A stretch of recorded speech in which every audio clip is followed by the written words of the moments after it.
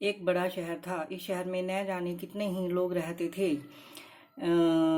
देश के कोने कोने से रोजगार की तलाश में आए लोग जब इस शहर में आते थे तो उनके पास कुछ भी तो नहीं होता था। उनकी एकमात्र इच्छा यही होती थी कि उनको किसी तरह से भी 2 समय की रोटी मिल जाए, मेहनत मजदूरी करके अपने बच्चों का पेट पाल लें, बस प्रभु के गुण गाएं। वैसे तो देखा जाए तो मानव की इच्छाओं की कोई सीमा नहीं होती। शुरू में वह यही सोचता है कि उसे 2 समय की रोटी मिल जाए, प्रभु का यही सबसे बड़ी कृपा होगी। इसी के लिए वह मंदिरों में जाते हैं, तीर्थ यात्रा करते हैं, कथा सुनते हैं।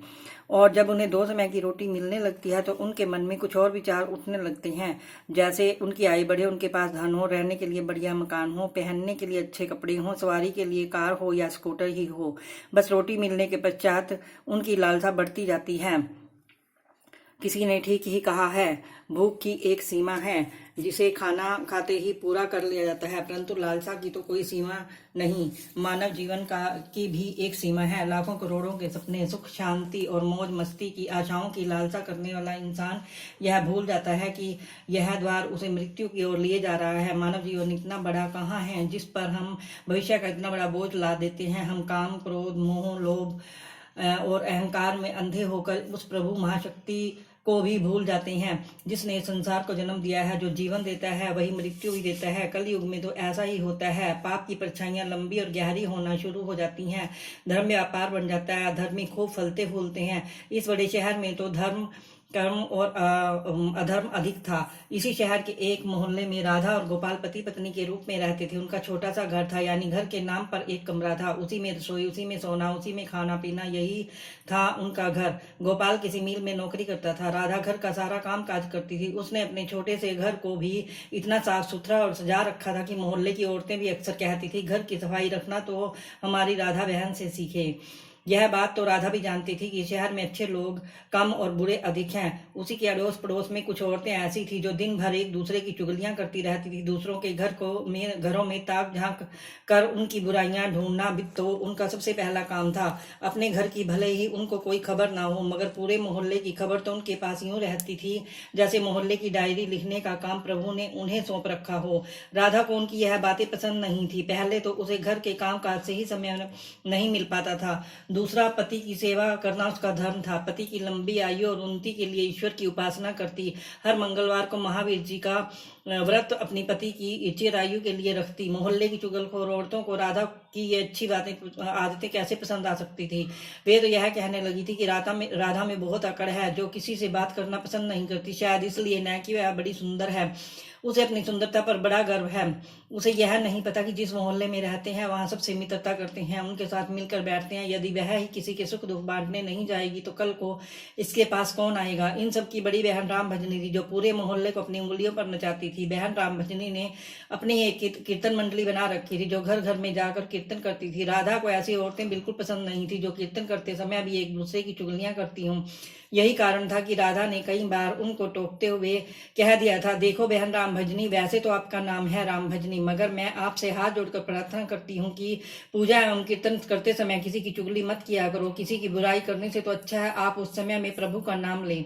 इससे आपका जीवन भी सफल होगा और बुराई से बच जाओगी। राधा की इतनी बात सुनते ही बहन राम भजनी को क्रोध आ गया। क्रोध के मारे उसके चेहरे का रंग लाल हो गया। वह कड़क कर बोली, ओ कल की छोकरी, क्या तू मुझे बताएगी कि मुझे क्या करना है। अभी शहर में आए 2 साल हुए हैं, गांव का गोबर हाथों से नहीं उतरा और हम शहर वालों को अकल सिखाने लगी है, गंवार कहीं की। देखो बहन, मैं गंवार हूँ या कुछ और हूँ, मैं प्रभु भक्ति में पूरा विश्वास रखती हूँ। मैं यह अच्छी तरह जानती हूँ कि भक्ति में ही शक्ति है। भक्ति ढोलकियां चिमटे बजाने से नहीं होती, बल्कि सत्य के पथ पर चलने से होती है। ईश्वर का यही सिद्धांत है, यही शिक्षा है, किसी का बुरा मत करो। मैं तो हर जीवात्मा में रहता हूँ, तुम मेरी तलाश में बाहर क्यों भटक रहे हो। यदि तुम सत्य और विश्वास का सहारा लेकर अपनी आत्मा में मुझे तलाश करोगे तो मैं अवश्य तुम्हें मिलूंगा। इस बात को सुनकर वह राम भजनी और उसकी साथी सब मिलकर राधा का मजाक उड़ाने लगी थी। राधा जानती थी ये लोग पाप करने वाले हैं, इनकी पूजा तो केवल ढोंग है, दिखावा है, इनके मन काले हैं, खोटे हैं, इनसे अधिक बोलने का कोई लाभ नहीं। इनकी कीर्तन मंडली खूब धन कमा लेती है, ईश्वर के नाम पर व्यापार, दुर्गा के नाम पर लूट। छी छी छी, घिन होने लगी थी राधा को इन सब से। उसने अपने घर में पूजा पाठ करना शुरू कर दिया, इन लोगों से दूर रहने लगी। उधर गोपाल बुरी संगत में पड़कर शराब पीने लगा, जुआ खेलने लगा। गांव से आया सीधा साधा गोपाल शहर के साथियों में ऐसा फंसा कि उसे यह बुरी आदतें लग गई। शुरू में उसने अपने आप को बहुत बचाने का प्रयास किया, लेकिन जब चारों ओर ही आग लगी हो वह कब तक बच सकता था। एक मजदूर का वेतन ही कितना होता है। सारा मास मेहनत करने पर जो कुछ उन्हें मिलता था उससे घर की 2 समय की रोटी ही चल सकती थी। मकान का किराया, दुनियादारी, कपड़े लत्ते, यह सब कुछ उस वेतन से ही तो चलता था। लेकिन जब इस वेतन से शराब पी जाए, चरस गांजा पिया जाए, जुआ खेला जाए तो घर कैसे चलेगा। राधा बेचारी बहुत दुखी हो गई, अंदर ही अंदर घुलने लगी। पति को मना करती तो उल्टी उसे मार पड़ती, गालियां सुनने को मिलती। घर में आकर वह इतना हाय हल्ला करता कि लोगों को उनका मजाक उड़ाने का मौका मिलता। वह अंदर अंदर टूटने लगी, हर समय उदास रहने लगी। अपने मन की आग को शांत करने के लिए आंसू बहाती रहती। इस प्रदेश में उसका कौन था जो उसे सहारा देता। वह तो अकेली पड़ गई थी। आज आकर उसे प्रभु का ही आसरा था। माँ दुर्गा ही उसे सहारा देगी। माँ लक्ष्मी तो इस घर से रूठ ही चुकी थी। गोपाल ने घर के बर्तन तक बेच डाले थे। इतने संकट में भी उसने प्रभु पर विश्वास नहीं छोड़ा, माँ दुर्गा की उपासना नहीं छोड़ी। उससे पूर्ण विश्वास था कि एक दिन माँ उसके सारे कष्ट दूर करेगी। एक दिन जब घर में खाने को कुछ नहीं बचा था, वह 2 दिन से भूखी थी। जिस दुकान से खाने पीने का सामान उधार मिलता था उसने इसलिए उधार देने से मना कर दिया क्योंकि उसके पिछले रुपए नहीं दिए गए थे। इस युग में तो जिसके पास लक्ष्मी नहीं वह भूखा मर जाएगा।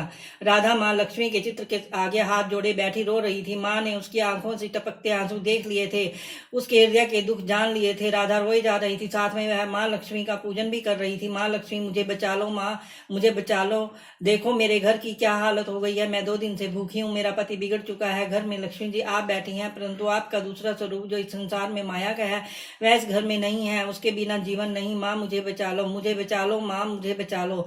माँ शक्ति दो माँ। माँ लक्ष्मी कृपा करो, इस घर को बचा लो। माँ अब आप ही मेरा अंतिम आसरा हो। तुमने मुझे न बचाया तो मैं तुम्हारे चरणों में ही जान दे दूंगी। अब तो मेरा यह अंतिम निर्णय है। यह कहती हुई राधा माँ लक्ष्मी के चित्र के आगे गिर गई। उसी समय घंटियां बजने लगी, शंख की आवाज आने लगी। राधा के उदास चेहरे पर अपने आप खुशी की लहर दौड़ गई। तभी उसके कानों में आवाज आई, बेटी राधा तुम्हारी आराधना सफल हो गई है। तुमने इतने बड़े संकट में भी मुझ पर विश्वास नहीं छोड़ा, अपनी श्रद्धा में कमी नहीं आने दी, इसलिए मैं तुम पर बहुत प्रसन्न हूँ। राधा, एक तो तू पतिव्रता धर्म में पूरी उतरी है, अपने पति की सेवा में कोई कमी नहीं रखी। दूसरा, तूने मुझ पर विश्वास नहीं छोड़ा। यह सब तेरी अग्नि परीक्षा ही थी जिसमें तू पूरी उतरी है। हे जगत माता, मैंने आपसे आज तक कुछ नहीं मांगा, परंतु आज मैं मजबूर हो गई हूँ।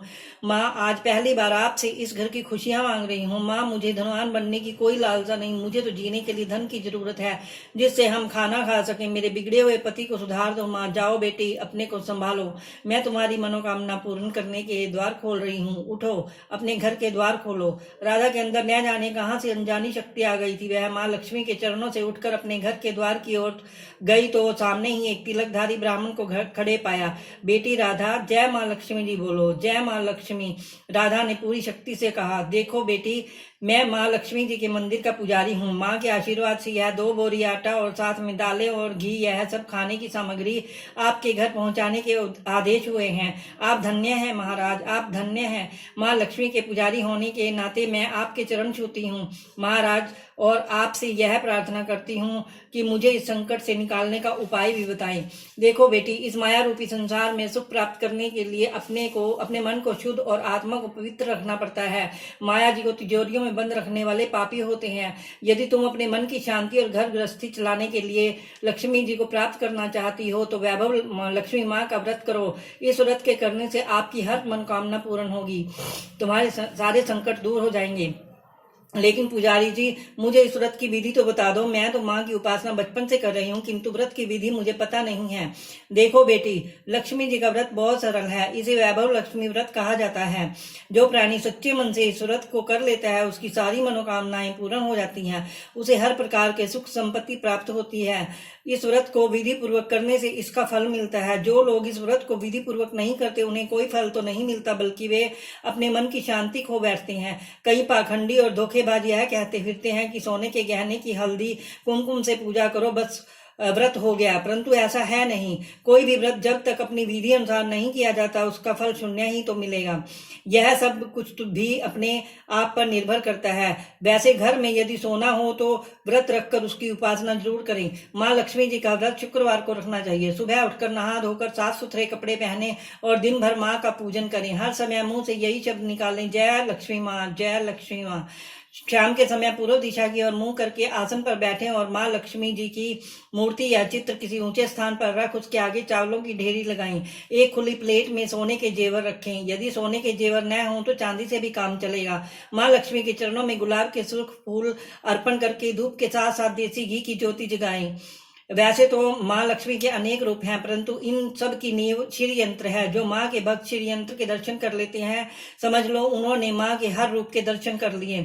इसलिए माँ पूजन के समय श्री यंत्र को मत भूलें। सबसे पहले प्लेट में रखे जेवर को हल्दी का टीका लगाकर 5 बार बोले, जय माँ वैभव लक्ष्मी, जय माँ वैभव लक्ष्मी, हमारी खाली झोली भर दो, माँ हमारी खाली झोली भर दो। इसके पश्चात घी, आटे और चीनी को भून कर बनाया गया प्रसाद, जिसमें केले के टुकड़े काटे हों, माँ लक्ष्मी की आरती करके उस प्रसाद को लोगों में बांट दें। बांटते समय भी आपकी जुबान पर माता लक्ष्मी की जय जरूर रहनी चाहिए। यह व्रत निरंतर 21 या 51 रखे जा सकते हैं। सूर्यास्त होने के पश्चात माँ की उपासना करके जब प्रसाद बांट लें तो आप भी भोजन ग्रहण कर सकते हैं। माँ के आगे पड़े चावलों को सब पक्षियों को डाल दें। व्रत रखने वाले हर भक्त के लिए यह जरूरी है कि वह श्री वैभव लक्ष्मी व्रत कथा का पाठ करे और लोगों को भी कथा सुनाए। इससे और अधिक पुण्य मिलता है। यह सारे व्रत जब विधि पूर्वक पूरे हो जाएं तो इसके फलस्वरूप प्राणी की हर इच्छा पूर्ण हो जाती है। माँ लक्ष्मी स्वयं उनका कल्याण करती है। उनके घर में सुख ही सुख मिलते हैं। धन तो आता ही है, परंतु जिनके घर में संतान न हो उनके लिए यह व्रत वरदान से कम नहीं। जब व्रत संपूर्ण हो रहे हों, अर्थात 21वां 51वां व्रत जब रखें तो उस दिन 7 छोटी बच्चियों को घर पर बुलाकर उन्हें उनका मनपसंद भोजन खिलाएं। फिर कन्या को चांदी या अथवा गिलट का एक सिक्का दक्षिणा में दें। उसी दिन माँ लक्ष्मी की श्री वैभव लक्ष्मी व्रत कथा की 151 या प्रतियां माँ भक्तों को अपने हाथों से बांटे। यदि इतनी प्रतियों की शक्ति ना हो तो 11 तो अवश्य बांटनी चाहिए। माँ की प्रतिमा के आगे बैठ दोनों हाथ जोड़कर उनसे प्रार्थना करते हुए कहें, हे माँ लक्ष्मी, आपकी और प्रभु की कृपा से मैंने अपने व्रत विधि पूर्वक पूरे कर लिए हैं। इसलिए हे माँ, आप हमारी इच्छा पूरी करो, हमारी मनोकामना पूर्ण कर दो। माँ, हमें सदा सुखी रखना, हमारे परिवार को सुख देना। माँ